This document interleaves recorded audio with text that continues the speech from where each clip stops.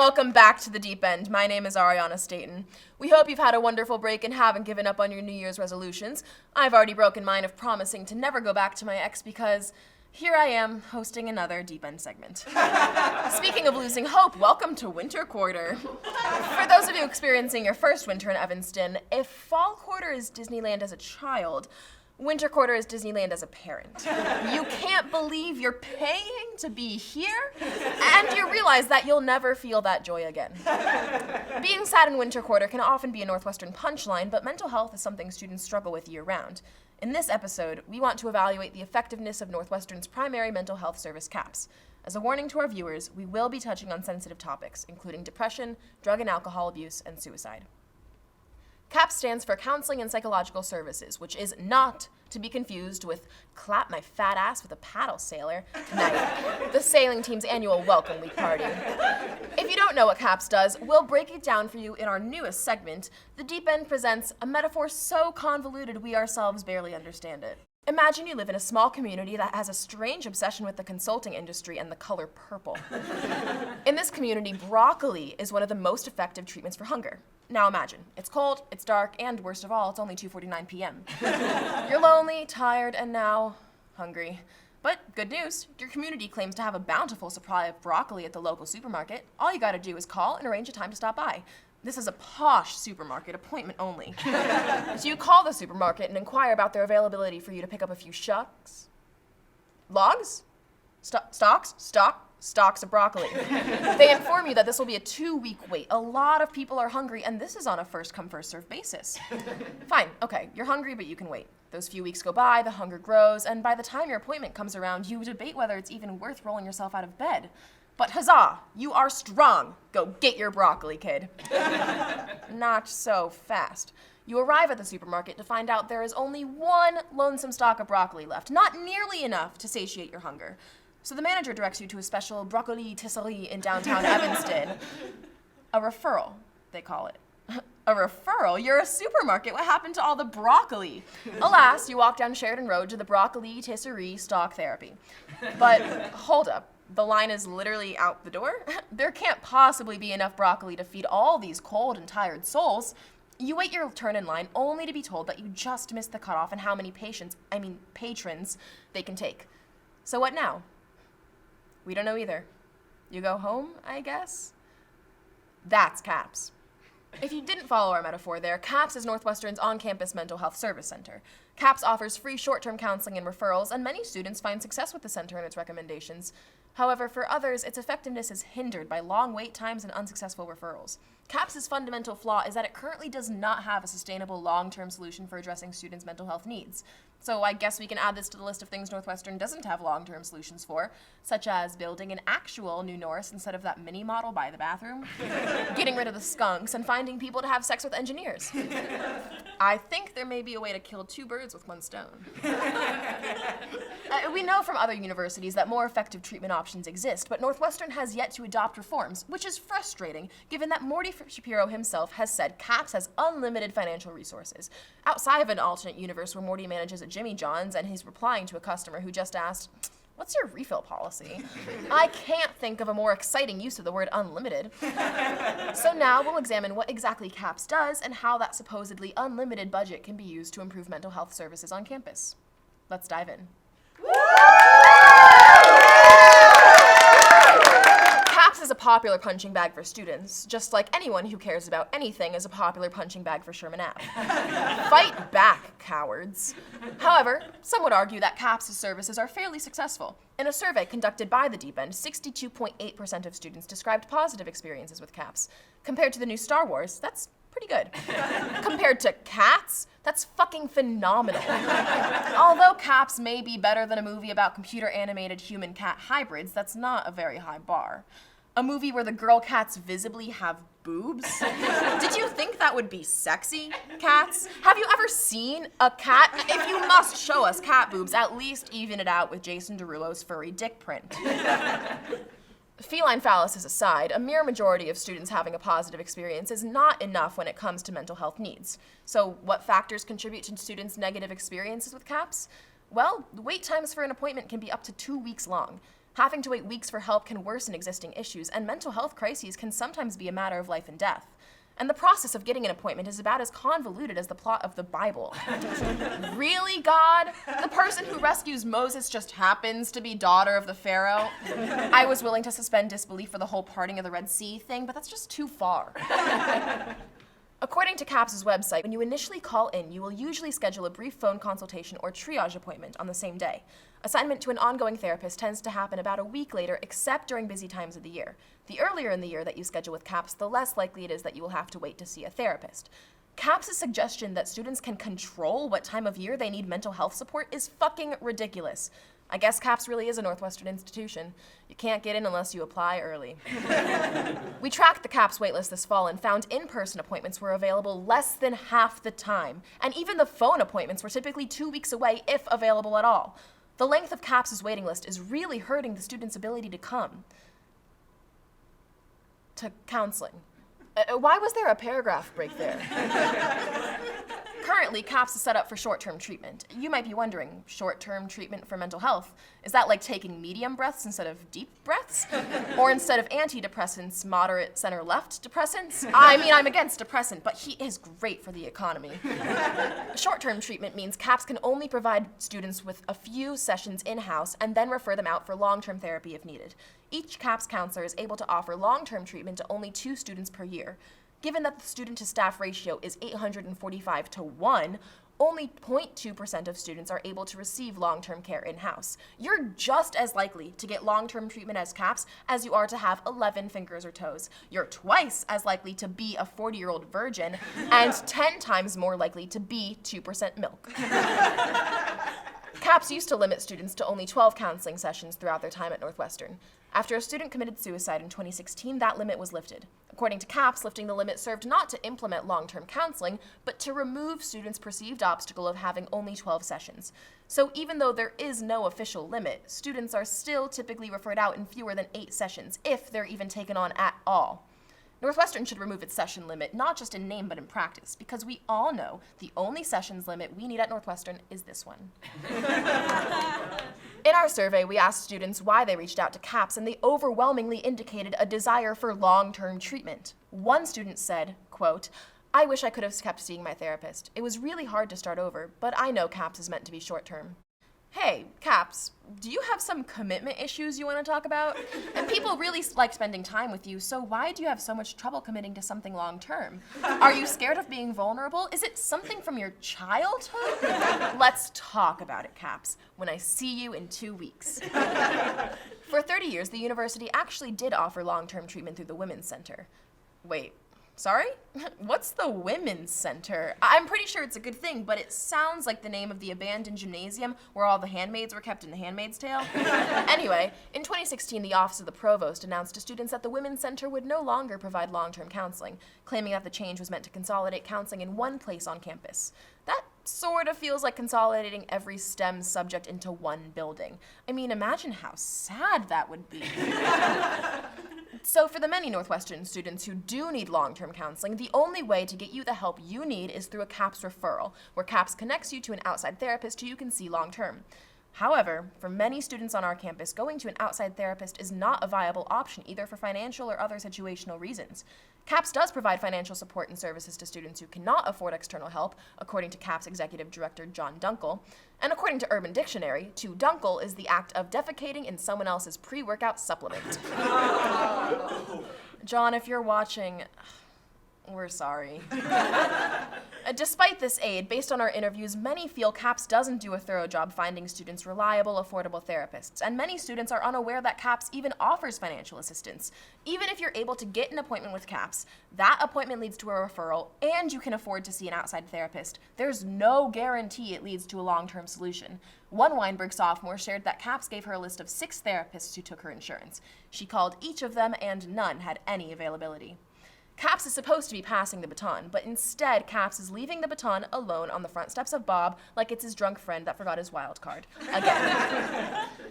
Clearly, we have problems. So how do we solve them? We can just choose to be happier. I'll keep trying, Dad. In the meantime, CAPS needs to make some changes, starting with accessibility. It is unacceptable that a student has to wait weeks or even months before they can see a counselor due to insufficient staffing. I mean, could you imagine if we didn't have enough ambulances in Evanston and they had to pick up 3 people at a time like an Uber pool? Roger that, dispatch. When you pull him out of the car, will you tell him it's going to be about 15 minutes? We gotta pull some blue Pike brothers out of a basement. And he'll need to drag himself to the pickup zone in front of Norris. Brown University's model is an example that is often regarded as one of the best in the country. So the simple solution to your mental health issues is that you should have gone to Brown all along. Turns out that the school with the best mental health services and the least stressful environment. We're not trying to roast Brown here, they just don't have grades or a curriculum. Brown is basically homeschool, but there are other people, so you don't have to take your mom to formals. You totally can if you want to, though. I can't believe I'm saying this, but how can Northwestern be more like Brown? Brown has a triage model that works differently and, we would argue, more effectively than our own triage model. A triage model includes an initial appointment where the nature and severity of a patient's mental health problems are identified. Then the clinic determines which service best meets the needs of a patient and how urgently treatment is required. At Brown, they've hired an urgent care clinician to focus specifically on students in crisis, allowing Brown staff counselors to focus on delivering more comprehensive care to students. Northwestern does not have an equivalent position. Brown also guarantees same-day appointments during registration week, the last 3 weeks of the semester, and the entire winter session. Meanwhile, Northwestern is telling students they should book their appointments earlier in the year to avoid the busy season, like CAPS is some fucking Michelin star restaurant in New York City. A side note, how does Michelin know anything about food? Don't they make tires? Whatever. Moving on. The average Brown student waits only 3 days for an appointment under the new system, which is a stark improvement from the old 14-day wait under the old system, while Northwestern wait times still range up to 14 days or even longer depending on the season. What really makes Brown's triage treatment program special is that exciting word, unlimited. But, unlike Northwestern, when they say unlimited, they actually mean it. With no session limit, Brown's care team is designed to provide long-term treatment to an increasing number of students. Northwestern is not designed to provide the same long-term care. Schools like Northwestern typically treat approximately 2/3 of all students in-house and refer out the other third. With this new model, Brown now treats 81% of students on campus and has a set goal of reaching 90%. And there are plenty of other counseling methods that work too, like the therapist-assisted online program at the University of Florida, which offers weekly video conferences with counselors. In an interview, former program director Sherry Benton said that when she compared the outcomes of the center's traditional face-to-face services with TAU's outcomes, the online client's improvement in well-being and anxiety symptoms was significantly better than those receiving face-to-face therapy. These online services were able to make people less anxious in Florida. The state is literally the limp dick of America and is built on a marshland filled with crocodiles, gun owners, and a bizarre amount of people willing to catch catfish with their feet. Florida also happens to be the first state to legalize dunkling. Additionally, UF offers a massive database of local counselors that can be sorted by location, gender, area of expertise, and accepted insurance. A similar database would be an incredibly important and potentially life-saving resource that Northwestern could offer for a pretty minimal investment. And it's something we'd like to get started for them. With your help, we'll be compiling information for a publicly available document that will list local therapists and their information. If you'd like to contribute, we'll be publishing a Google form where you can submit therapists for the database.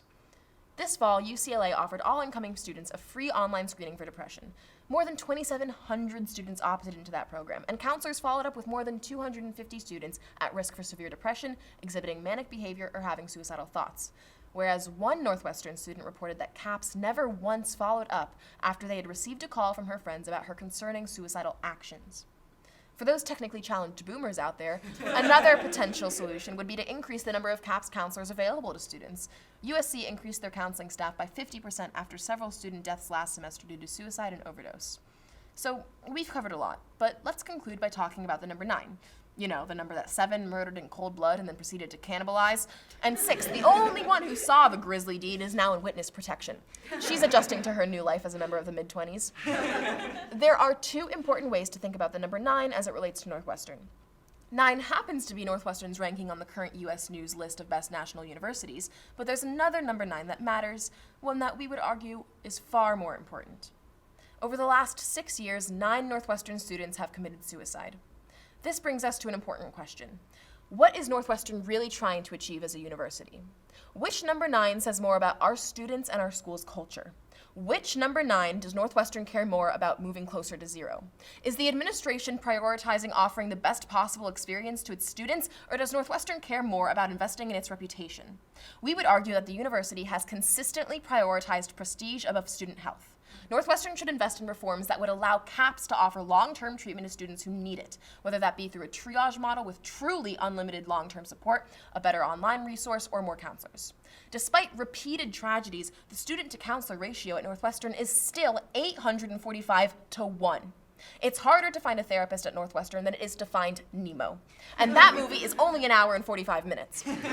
Now look, I get that someone hearing this might say, sure, better mental health services would be great, but what consulting firm will hire me if we're not in the US News Top 10? Well, hypothetical douchebag, not that it matters, but better counseling might actually help us in the rankings.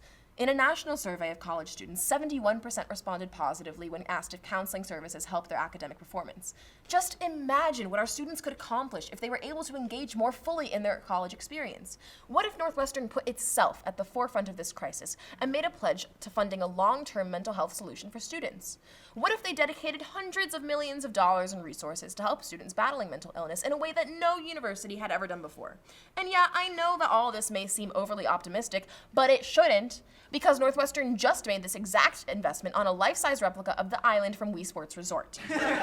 And look, we understand that Ryan Fieldhouse was built with donations that were specifically allocated for building that particular facility that could not be allocated elsewhere.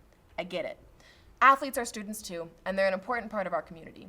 And we understand that in many ways an investment in these sort of facilities is an investment in student well-being, but we need to look at the bigger picture. This administration has a level of commitment to shining buildings on lakes that seems to outweigh its commitment to helping students in need. And we get it, something like mental health isn't as sexy as a football player walking out of Lake Michigan.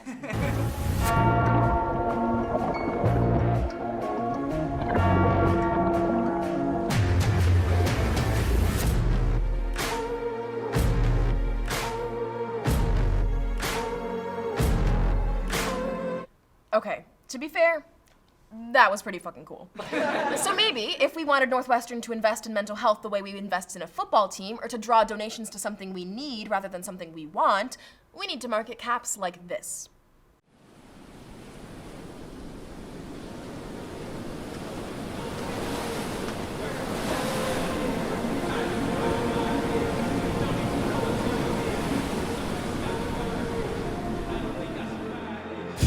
Are you with me now?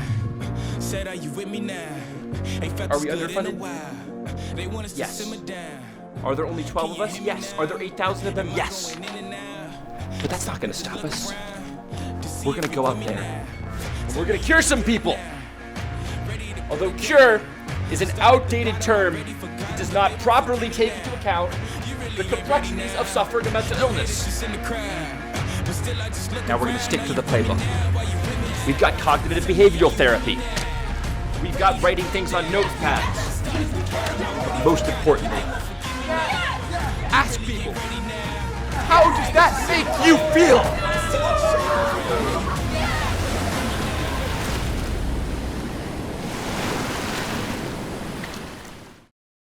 I don't know about you, but we're ready to run through a fucking brick wall to improve student well-being. In fact, I personally have. Please, above all else, make sure to take care of yourselves and each other this quarter, and don't be afraid to ask for help. In addition to CAPS, Wild Chat is a student-run phone service that's available to call from 8 p.m. to 11 p.m. Monday through Thursday. It's anonymous, free, and confidential. Thank you for listening to us talk about this serious issue, and we sincerely hope that you'll help us continue this incredibly important dialogue. In the meantime, thanks for diving in with us. I'm Ariana Staten, and this has been The Deep End. In the middle of the waitlist, bitch, get off of me. I really wanna get myself some therapy. There's like 13 people right in front of me. All I wanna do is get that therapy. They refer me to a doctor to get rid of me. Said that I can get that treatment easily. They could have fixed the system super feasibly. But now I go to no one that's not pleasing me. Ain't no telling when I'm finna be happy. Ay, ay. I feel crappy and neglected.